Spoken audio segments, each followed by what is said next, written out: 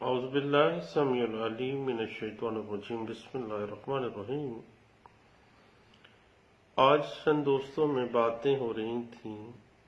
Doctrine of ایکویسنس یعنی قانون رضامندی کے حوالے سے۔ آپ کو پتہ ہے کہ پچھلے دنوں فیس بک اور ٹویٹر کے اوپر ایک عمر عطا بندیال صاحب کے حوالے سے سپریم کورٹ آف پاکستان کا ایک فیصلہ بڑا مس انٹرپریٹ کیا جاتا رہا ہے۔ تو مین ہمارا جو ڈسکشن کا ٹاپک تھا وہ قانون رضامندی اس تناظر میں ہے۔ بنیادی طور پر سپریم کورٹ آف پاکستان میں ایک پٹیشن سادات خان ورسز شاہد الرحمان وغیرہ جو ہے پشاور ہائی کورٹ کے فیصلے کے خلاف 3 رکنی بینچ کے سامنے سماعت کے لیے مقرر ہوئی تھی،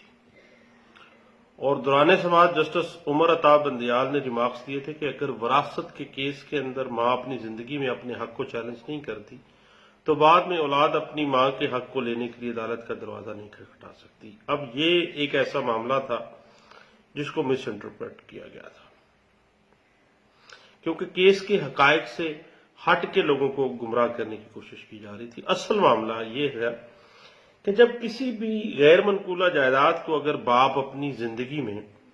اپنی اولاد کے درمیان تملیک کر دیتا ہے اور بہن اپنی زندگی میں اس تملیک کو علم ہونے کے باوجود چیلنج نہیں کر رہی ہے، بہن کو پتا ہے کہ میرے باپ نے اپنی تمام پراپرٹی تملیک کر دی ہے بھائیوں کو، تو بعد میں اس کے جو عورت کے بیٹے ہیں، اس بہن کے جو بچے ہیں، وہ اس مبینہ تملیک نامے کو چیلنج نہیں کر سکیں گے۔ قانون کی زبان میں اس اصول کو قانون رضامندی کہا جاتا ہے، یعنی ڈاکٹرائن آف ایکویسنس کہا جاتا ہے۔ یعنی اگر آپ کے سامنے کوئی کام ہو رہا ہے، آپ خاموش رہے ہیں، تو پھر اس کا مطلب ہے کہ آپ رضامند تھے، اور یہ جو جسچر ہے یہ رضامندی کو ظاہر کرتا ہے۔ اس سے پہلے 2013 اس ججمنٹ کو ذرا نوٹ کر لیجئے گا، P L D 2021 supreme court page 812 812 جو پیج ہے اس میں انٹرپریٹ بھی ہوئی ہے۔ اس کے بعد 2013 کے اندر جسٹس ناصر الملک نے قانون رضامندی کے اصول پر ایک بڑا ترجیحی فیصلہ دیا تھا۔ 2013 S C M R page 299 میں اس کو انٹرپریٹ کیا گیا تھا، اور اس میں واضح کیا گیا تھا کہ جب کوئی متوفی اپنی زندگی میں علم ہونے کے باوجود انتقال چیلنج نہیں کرتا تو پھر اس کے ورثاء کو وہ حق جو ہے وہ منصب دعویٰ کا حق حاصل نہیں ہو جاتا، کیونکہ اٹ مینس کہ اس کی رضامندی کے ساتھ ہی وہ سارا اپنی پوری زندگی میں وہ موجود رہا ہے، دیکھتا رہا ہے، اس کے نالج میں تھا، پھر بھی وہ خاموش رہا ہے۔ اور اس کے بعد آپ دیکھتے ہیں لاہور ہائی کورٹ کے 20 کیس اسی نہج کے اوپر آ رہے ہیں۔ اب جہاں تک معاملہ ہے نا خواتین کی وراثت کا، وہ کوئی بھی بندہ یا کوئی بھی ادارہ، کوئی بھی کورٹ جو ہے اس کو محروم نہیں کر سکتی خواتین کو حق وراثت سے، کیونکہ یہ حق قرآن نے عورتوں کو دیا ہے۔ سورۃ النساء کی آیات آپ دیکھ سکتے ہیں، اور قیامت تک یہ جو حق وراثت ہے یہ برقرار رہے گا۔ البتہ ملک کی اعلیٰ جو عدالتیں ہیں وہ گاہے بگاہے مختلف جو سیٹلڈ پرنسپل آف لا ہے ان کی انٹرپریٹیشن کرتی رہتی ہیں۔ اس سے پہلے آپ کو پتہ ہے جسٹس فائز عیسیٰ کی بہت سی ججمنٹس ہیں، جسٹس آصف سعید کھوسہ صاحب کی اور جسٹس جمال خان مندوخیل کے فیصلے موجود ہیں کہ عورت کو وراثت سے محروم کرنے کے لیے کسی بھی قسم کی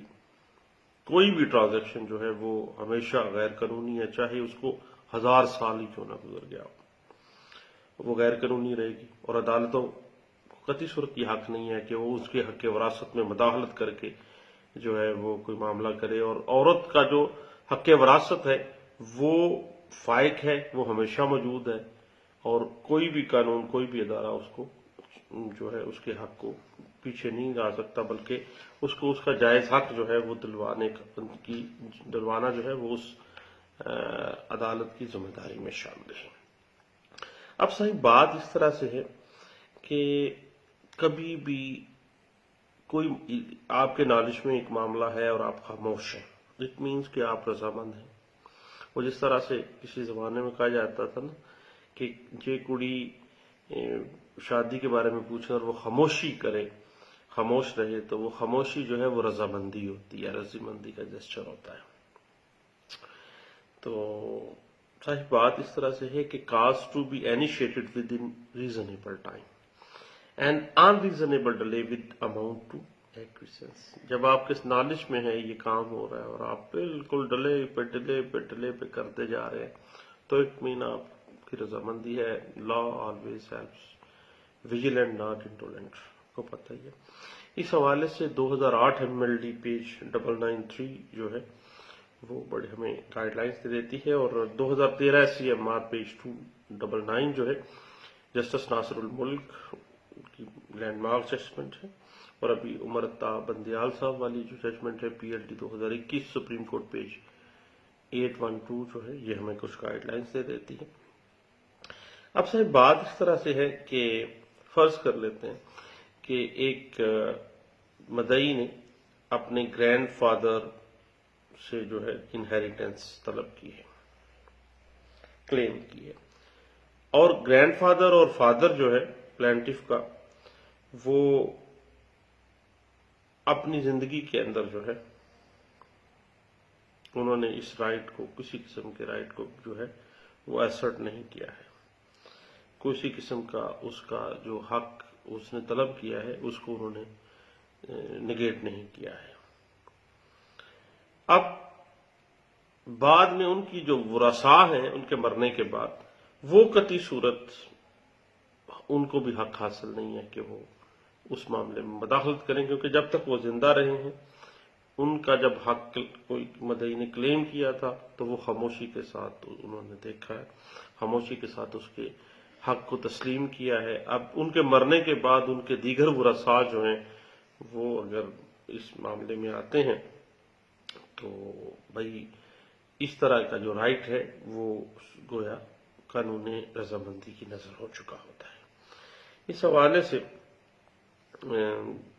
پچھلے دنوں ہم نے دیکھا کہ ایک لینڈ مارک اسسمنٹ میں کہ plaintiff claimed inheritance from grand father and father of the plaintiff having not asserted any right in the estate in their lifespan. Their silence mean inaction. کوئی بس خاموشی کے ساتھ operated as relinquishment of their right. اپنا حق وہ کھو چکے ہیں، ان کے ورثاء جب بھی بعد میں آئیں گے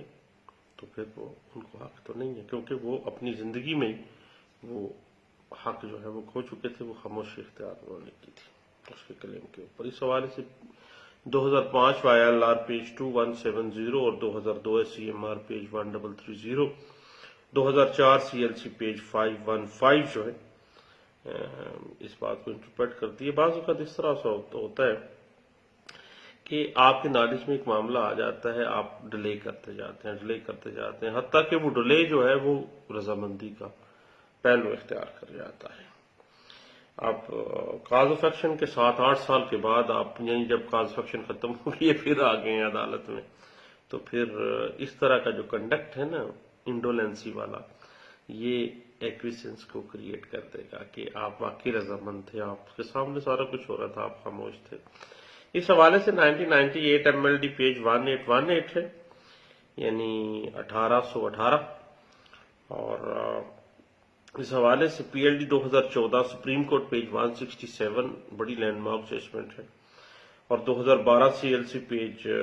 629 ہے، 2016 CMR پیج 1403 جو ہے وہ ہمیں اس بات کو بڑے اچھے انداز سے انٹرپریٹ کر دیتی ہے۔ اب صاحب ایکسیپشن کیا ہے لا آف ایکویسنس کی، قانون رضامندی کی استثناء کیسے مل سکتا ہے، اس سے جان کیسے چھوٹ سکتی ہے؟ اب صاحب رضامندی قانون اس کو تسلیم کرتا ہے، لیکن یہ اس وقت رضامندی کا معاملہ نہیں آئے گا جب اس کی بنیاد جو ہے وہ یہ ہو کہ بندے کے نالج میں نہیں تھا۔ رضامندی تو تب آئے گی نا جب وہ نالج ہونے کے، علم ہونے کے بعد خاموش رہا ہے، تو پھر اتنی رضامندی۔ جب آپ اس